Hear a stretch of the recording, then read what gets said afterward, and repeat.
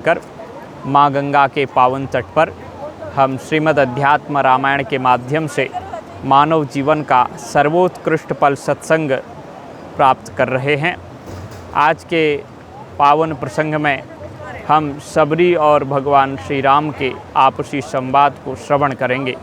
भगवान श्री राम ने भक्ति के माध्यम से, नवधा भक्ति के व्याख्यान के माध्यम से भगवती सबरी की स्तुति की है। भगवती सबरी को मानपत्र समर्पित किया है कि हे सबरी देवी, हे माता सबरी, आप में ये 9 प्रकार की भक्ति तत्वतः विद्यमान है, पूर्ण रूप से विद्यमान है, और आप हम पर एक कृपा करने का अवसर प्रदान करें। आप हमारे पर कृपा करके ये बताइए कि सीता जी का हरण कैसे और कहाँ कौन ले गया है, इसके बारे में यदि आपके पास कोई सूचना हो तो आप हमें बताएं। दूसरी बात, भगवती सीता जी को किस प्रकार से हम प्राप्त कर सकते हैं, इसका यदि कोई उपाय आपके पास हो तो आप ज़रूर बताएं। भगवान श्री राम तो सर्वज्ञ हैं, उनको ये मालूम है कि सबरी जी निश्चित रूप से इस विषय में कुछ न कुछ जानेंगी और वो बताएंगी। तो सबरी देवी ने हाथ जोड़ करके कहा, सबर्यु वाच देव जानासि सर्वज्ञ सर्वं त्वं विश्वभावना तथापि पृच्छसे यन्माम लोकाननुसृत प्रभो। हे राम जी, आप तो सर्व सामर्थ्यवान हैं, आप तो प्रभु हैं, आप सब कुछ जानते हैं, लेकिन देव जानासि सर्वज्ञ, आप सर्वज्ञ होकर के भी सर्वम त्वं विश्वभावनः, सब कुछ आप में ही है, आप तो विश्वभावन हैं, विश्व का पालन करने वाले साक्षात नारायण हैं, आप सब कुछ जानते हैं हे सर्वज्ञ, हे विश्वभावन। तथापि पृच्छसे, यदि आप मेरे से पूछते हैं तो ये आपकी लोक लीला है, मानुषी लीला है। तथापि पृच्छसे यन्माम लोकान अनुसृत प्रभु, आपने ये मनुष्य का आचरण किया है, जैसे अनजान बन करके आपने मेरे से पूछा है, तो ये आपकी मधुर लीला है। ततोहम अभिधास्यामि ये सीता यत्राधुना स्थिता रावणेन हृता सीता लंकायां वर्तते धुना। आपने मेरे से पूछा, इसलिए मैं आपको बताती हूँ कि इस समय सीता जहाँ है वहाँ का परिचय देती हूँ। रावण ने सीता जी का हरण किया, इतना तो आप पूर्ण रूप से जानते ही हैं। आप जानते तो पूरा हैं, पर आपने मेरे से पूछा तो मैं बताती हूँ। रावण ने सीता जी का हरण किया और इस समय भगवती सीता लंका में निवास कर रही हैं। लंका रावण की नगरी है, पर वो लंका में रह रही हैं, आपको प्राप्त कैसे होंगी, इसका उपाय आपने पूछा है तो मैं बताती हूँ। इतः समीपे रामास्ते पंपा नाम सरोवरम ऋष्यमूक गिरिर्राम तत्समीपे महानगः। भगवती सबरी मैया कहती हैं, इधर से कुछ ही दूर जाने के बहुत समीप में ही हे राम जी एक पंपा नाम का सरोवर है, और उस पंपा नाम के सरोवर के समीप में तत्समीपे महानगः ऋष्यमूक गिरिर्नाम, उस सरोवर, उस पंपा नाम के सरोवर के निकट ही एक महान पर्वत है, जिस पर्वत का नाम है ऋष्यमूक। और उस पवित्र ऋष्यमूक पर्वत में चतुर्भिर्मंत्रिभिः सार्धं सुग्रीवो वानराधिपः भीत भीत सदा यत्र तिष्ठत्यतुल विक्रमः। वहाँ अतुलनीय पराक्रमी वानरराज सुग्रीव अपने 4 मंत्रियों के साथ में रहते हैं, लेकिन भयभीत होकर रहते हैं। भीत भीत सदा यत्र, क्यों भयभीत रहते हैं? तो भगवती सबरी मैया कहती हैं, बालिनश्च भयात्, बाली के भय से। बाली कौन है? तो बताया, बाली तो सुग्रीव का ही बड़ा भाई है, पर उसके साथ में कुछ झगड़ा चल रहा है, इसलिए वो भयभीत होकर रहता है। ऋष्यमूक गिरिर भयात्, पर ऋष्यमूक गिरी में, पर्वत में बाली नहीं आ सकता। इसलिए वहाँ वो निवास कर रहे हैं, पर फिर भी भयभीत हैं। बालिनस्तत्र गच्छत्वं तेन सख्यम कुरु प्रभो। इसलिए बाली तो वहाँ आ नहीं सकता, आप सुग्रीव के पास जाइए, सुग्रीव के साथ मित्रता कीजिए प्रभु। सुग्रीव को अपनाइए। एक भक्ता, भगवान की भक्ता शबरी मैया करुणा कृपा करके कह रहे हैं कि हे राम जी, आप सुग्रीव से मित्रता कर लीजिए, सुग्रीव को अपना लीजिए। सुग्रीवेण स सर्वं ते कार्यं संपादयिष्यति। भक्त से भगवान का कार्य सिद्ध होता है, ये बात तो सर्वविदित ही है। इसलिए भगवती शबरी कहती हैं कि सुग्रीव के द्वारा हे राम जी आपके सारे कार्य संपादित हो जाएंगे, क्योंकि सुग्रीव अकेला नहीं है, सुग्रीव के साथ में सुग्रीव के मंत्री हैं, 4 मंत्री हैं, और उन 4 मंत्रियों में सब एक से एक महान विद्वान बलशाली और आपके भक्त हैं। उनमें एक हनुमान नाम के भी आपके भक्त हैं, जो राम काज करिबे को आतुर, जो आपके कार्य को करने के लिए हर समय आतुर रहते हैं, वह भी उनकी मंडली में शामिल हैं। इसलिए आप सुग्रीव से मित्रता कीजिए, वो आपके कार्य को करेंगे। और अहम अग्निम प्रवेक्ष्यामि तवाग्रे रघुनंदन। हे रघुनंदन, मैं आपके देखते देखते आपके सामने ही अग्नि में प्रवेश करती हूँ। इसलिए भगवान श्री राम आपसे प्रार्थना है, मुहूर्तम तिष्ठ राजेंद्र यावत दग्ध्वा कलेवरम। जब तक मेरा ये कलेवर, ये शरीर दग्ध ना हो जाए, तब तक एक मुहूर्त के लिए हे राजेंद्र आप ठहरिए, आप रुके रहिए। यास्यामि भगवन राम तव विष्णु परम पदम।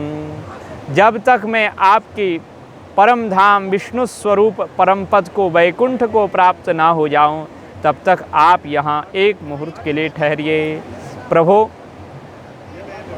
आपकी कृपा से अब मुझे निश्चित वैकुंठ मिलेगा, मुझे ये मालूम है, क्योंकि आप मिल गए। आप और वैकुंठ में बिल्कुल भी भेद नहीं है।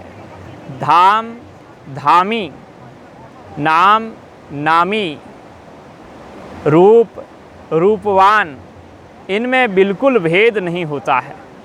तो आप मुझे प्राप्त हैं, इसलिए मुझे विश्वास है कि मैं तो आपके वैकुंठ धाम में जाऊंगी।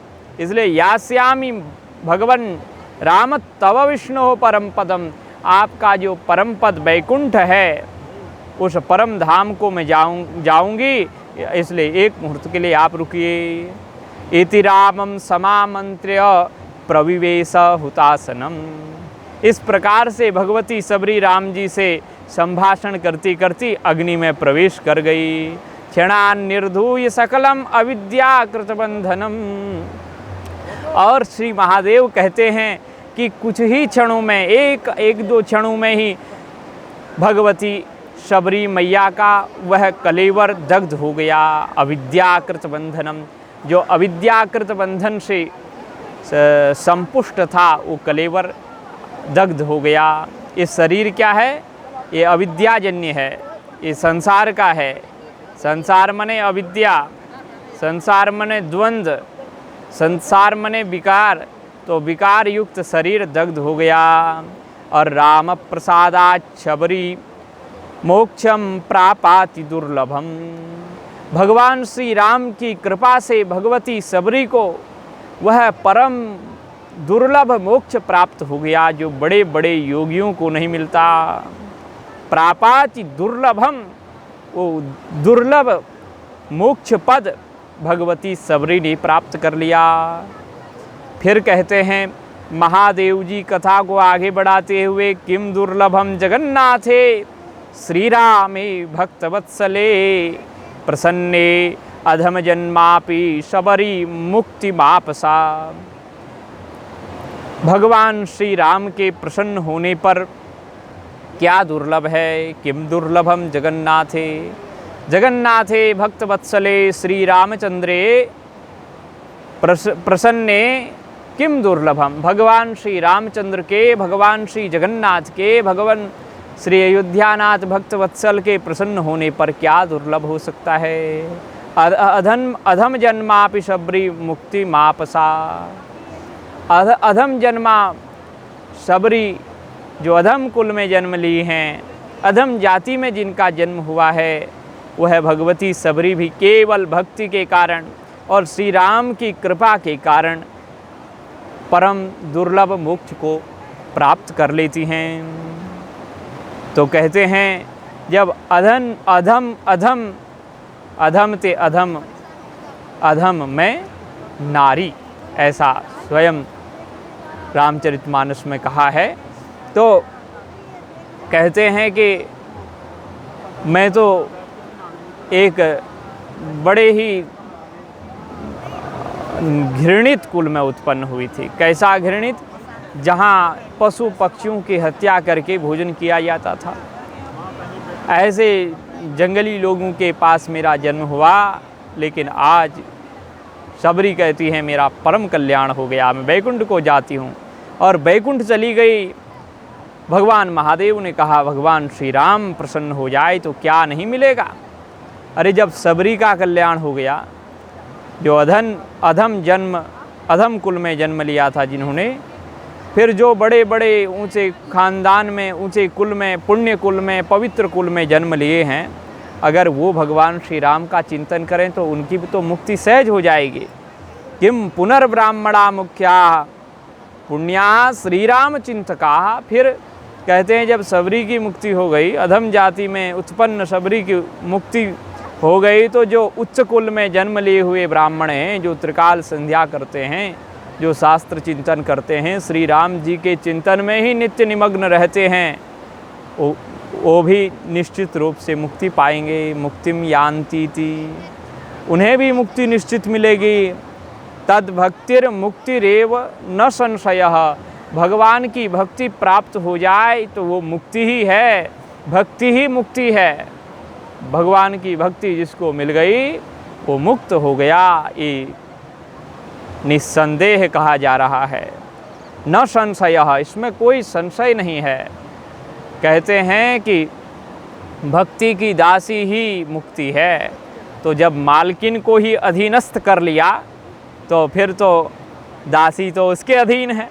इसलिए जिसको भगवान श्री राम की भक्ति प्राप्त हो गई उसको मुक्ति जरूर मिलती है। इसलिए कह रहे हैं भक्ति मुक्ति रेव न संशयः, भक्ति मुक्ति ही है, मुक्ति भक्ति ही मुक्ति है, भक्ति में ही मुक्ति आ जाती है। तो ऐसा भगवान महादेव ने कहा।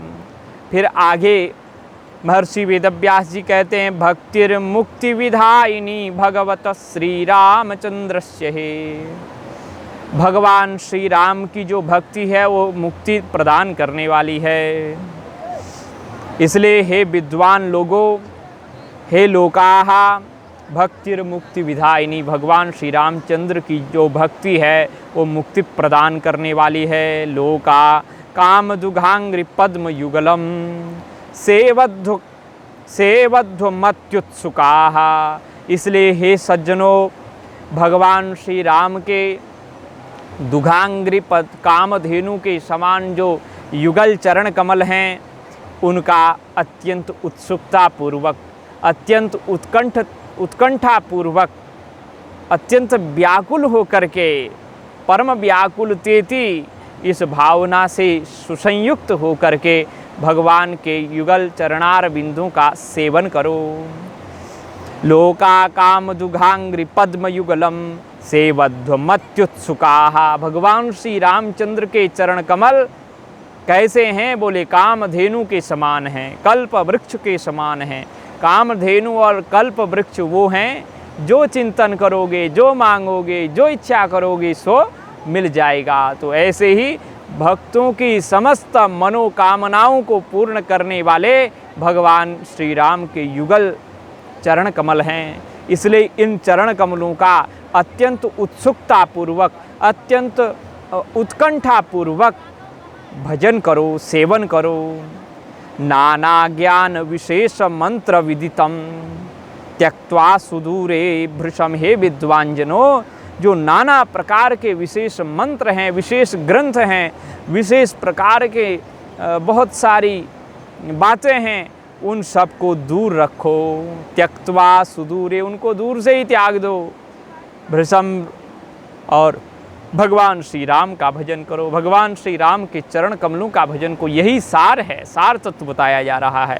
रामं श्याम तनुम स्मरारि हृदये भ्राभांतम भजध्वम बुधा। हे बुधाः, हे विद्वान सह, हे विद्वान लोगों, आप जो है जो श्याम तनु, श्याम विग्रह हैं, जो श्याम मेघमंडल की तरह दमकने वाले हैं, चमकने वाले हैं, ऐसे भगवान श्री राम का भजन करो।